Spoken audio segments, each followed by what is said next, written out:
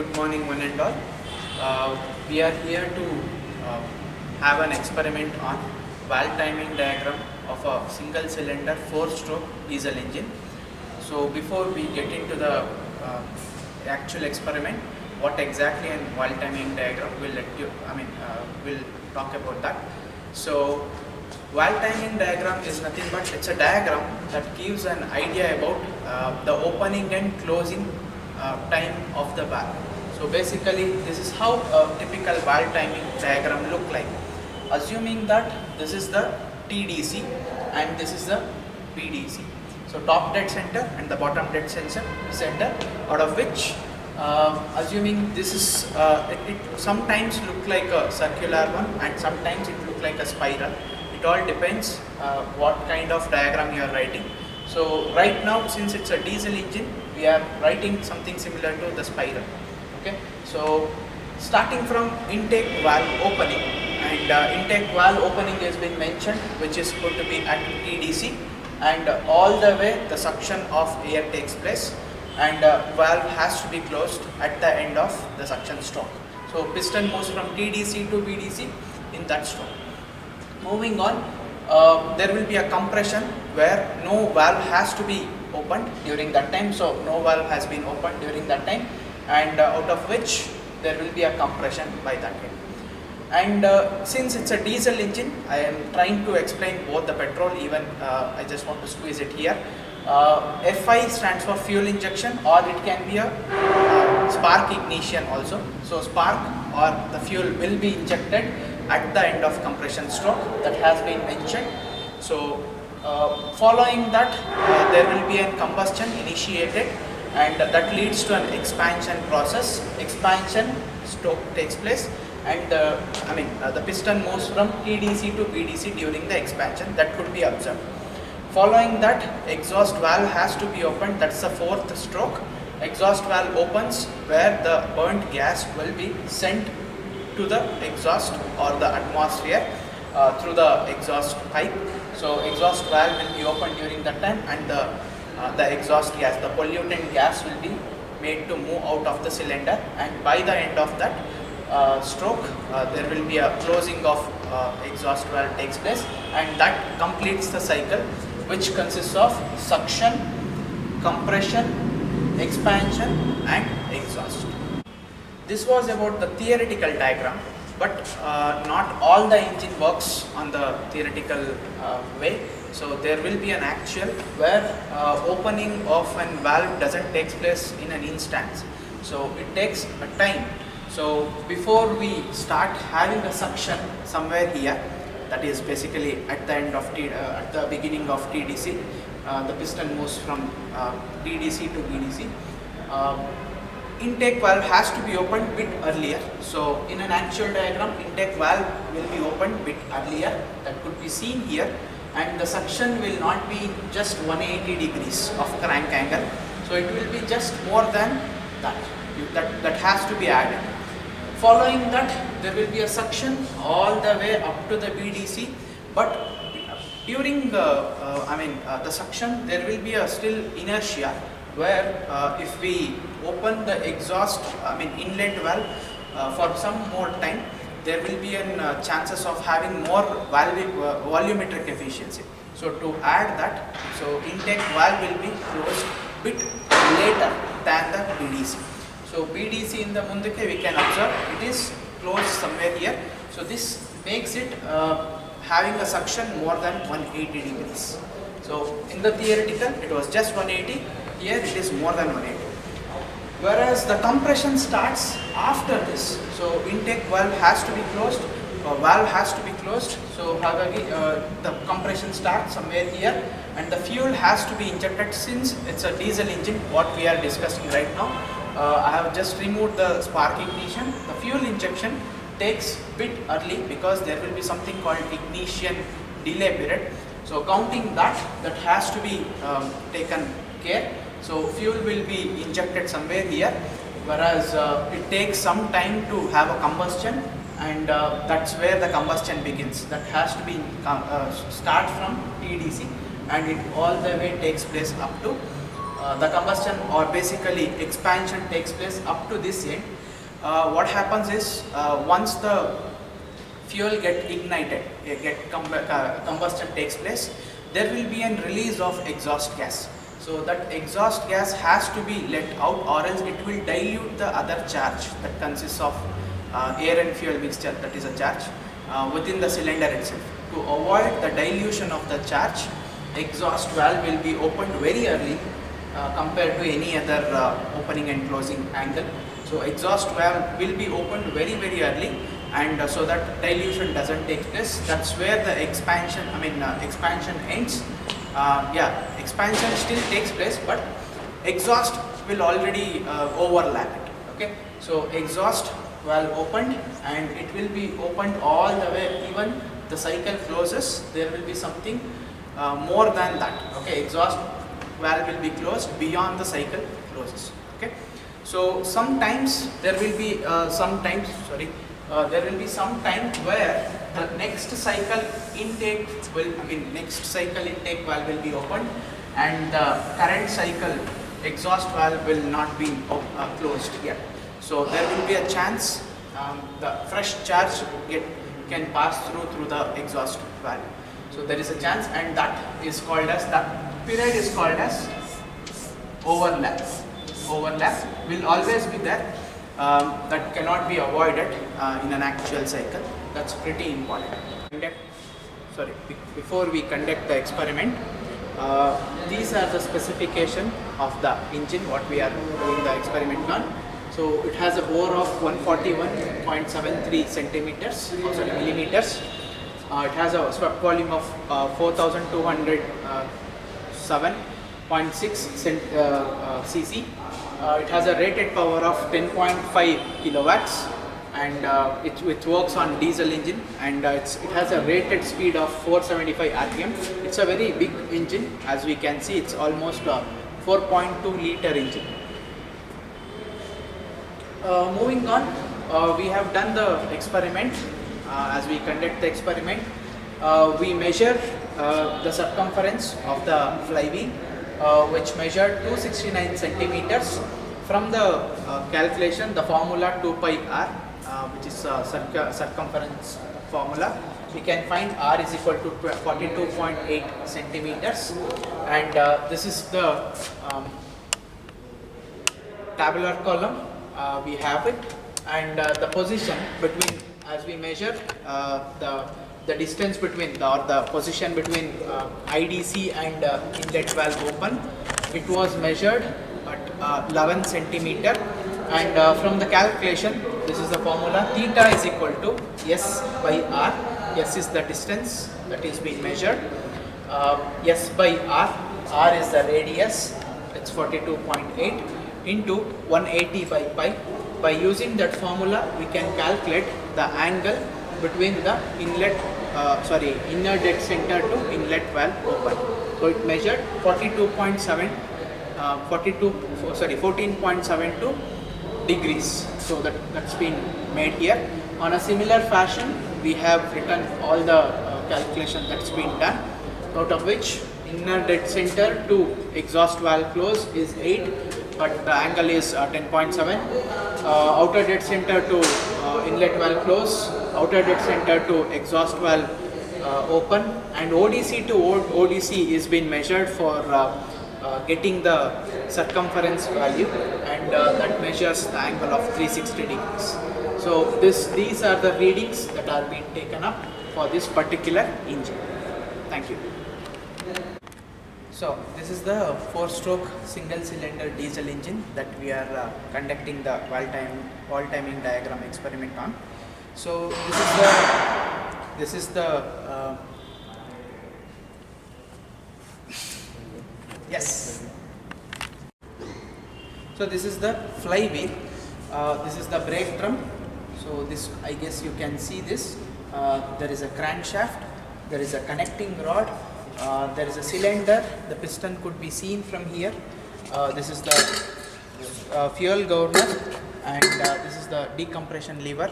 So this is the camshaft that's been connected to the crankshaft, that could be seen, and this is the construction of an engine. So this is the inner dead center and this is the outer dead center for this engine.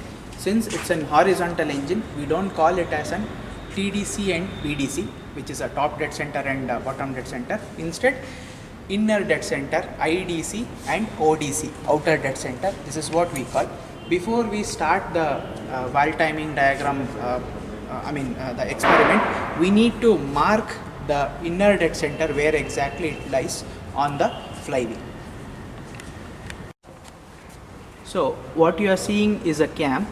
By rotating the flywheel, so we should make sure the cam is being positioned, the projection what we have for the cam, the profile, that should be towards the piston or the cylinder head. So that gets the idea of that's the basically position for inner dead center for this particular engine. To verify once again with the inner dead center position, so we are keeping a leveler on top of the crankshaft. It's showing this is the position of inner dead center. The bubble could be seen, that shows it's horizontal and it's all the way through at the end of inner dead center. So now as we see, there is a level, spirit level is showing the horizontal position, and now we are taking up this as the reference point. Even this is going to be the reference point in the future, and by keeping it as a reference point, we are going to mark the inner dead center position on the flywheel. So we are using a chalk, that's going to be our inner dead center, and this will be our reference point in future onwards.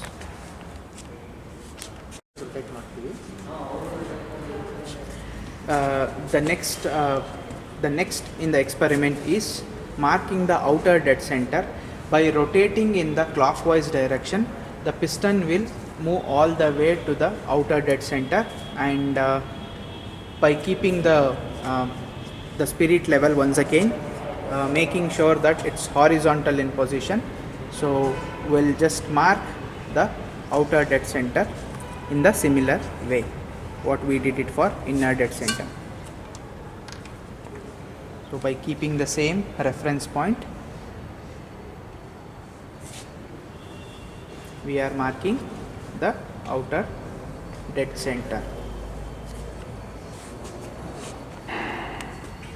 This is our another reference point that we are going to be using for the experiment. Okay, now this is the roller. These are the two rollers that have been connected to the camshaft. This is the roller of inlet valve, and this is the roller of exhaust valve. So the free rotation that could be seen, that means to say it is not in connect with the camshaft, that is not engaged with the camshaft. So whenever it gets in contact, it stops rotation. That means to say it is being engaged, and that means to say the valve is being opened. Once it's that could be seen here. Once it's again free to rotate, that means to say the valve is being closed in general. So we'll see by start rotating the flywheel in the clockwise direction.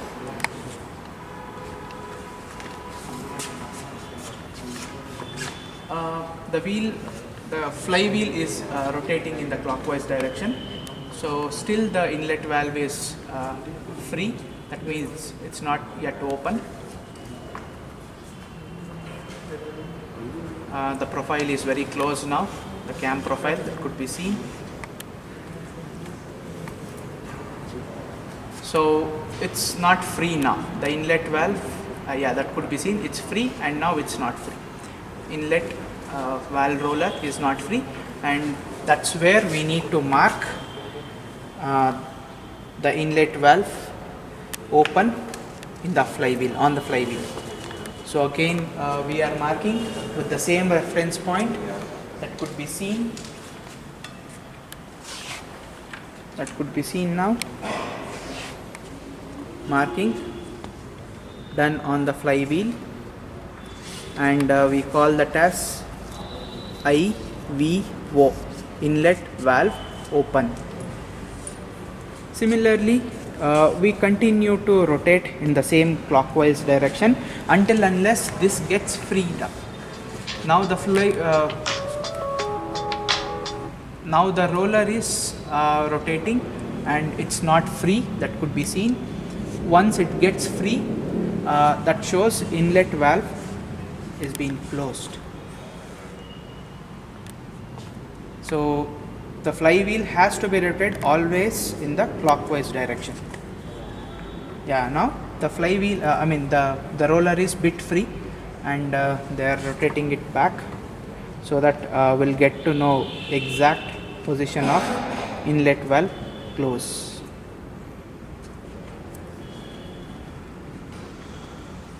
So it's almost free in this position.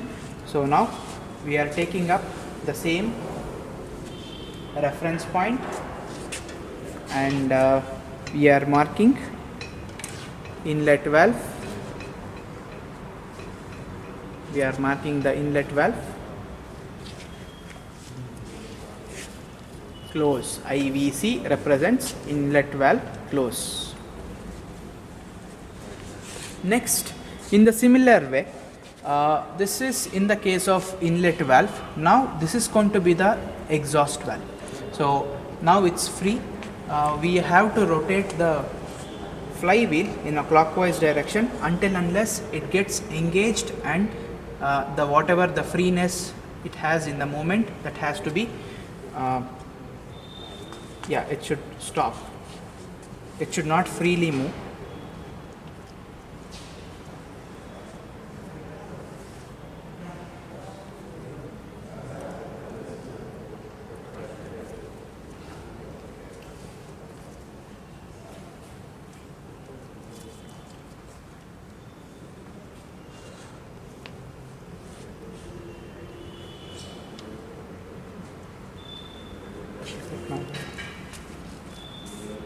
Okay, now it's not free, so it's just free enough to rotate, but it's not very much free. So that represents exhaust valve open, exhaust valve open, EVC, EVO open, and again has to be rotated in the clockwise direction until unless this get free.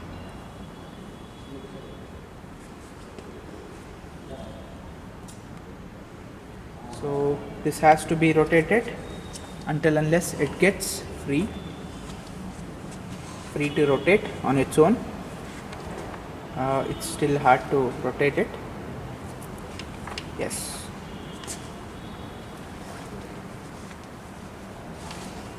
Yes, this represents in exhaust valve close. With the same reference point, we are marking exhaust valve close.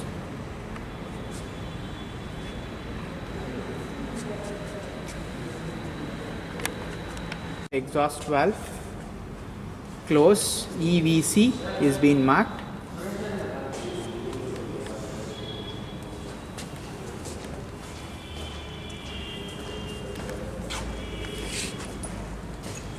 Okay, so now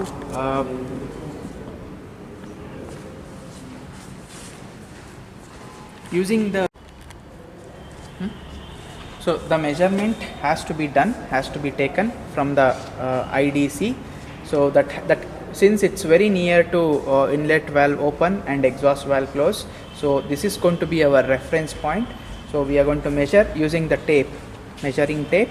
11. So it's 11 centimeters is being measured, and that is the position between inlet IDC and exhaust valve close. Similarly, so in the difference between the measurement is 15. Okay, so that has to be measured. So this was the reference point. Similarly,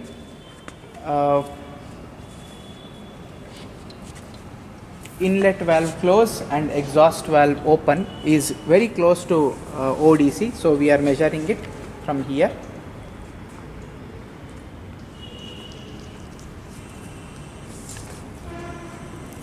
This is how we measure it, and calculation by using some formula. By using the formula, we can calculate the angle of the valve timing. The circumference has to be can be measured once. That can also be calculated. So ODC to ODC, they are taking up the reference point ODC to ODC, and it measures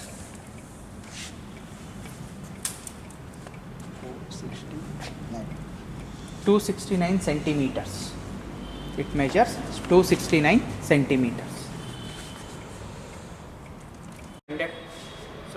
Before we conduct the experiment, these are the specification of the engine what we are doing the experiment on. So it has a bore of 141.73 centimeters, millimeters. It has a swept volume of 4,207.6 cc. It has a rated power of 10.5 kilowatts, and it works on diesel engine, and it has a rated speed of 475 rpm. It's a very big engine. As we can see, it's almost a 4.2 liter engine. Moving on, we have done the experiment. As we conduct the experiment, we measure the circumference of the flywheel, which measured 269 centimeters. From the calculation, the formula 2 pi r, which is circumference formula, we can find r is equal to 42.8 centimeters, and this is the tabular column.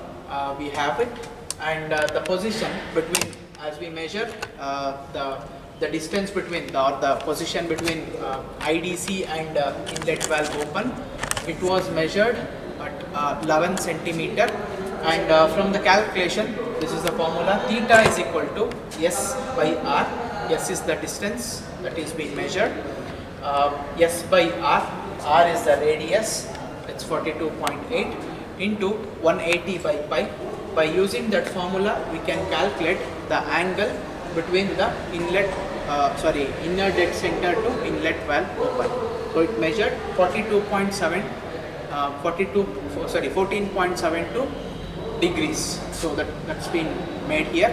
On a similar fashion, we have written all the calculation that's been done, out of which inner dead center to exhaust valve close is 8, but the angle is 10.7. Outer dead center to inlet valve close, outer dead center to exhaust valve open, and ODC to ODC is been measured for getting the circumference value, and that measures the angle of 360 degrees. So these are the readings that are being taken up for this particular engine. Thank you.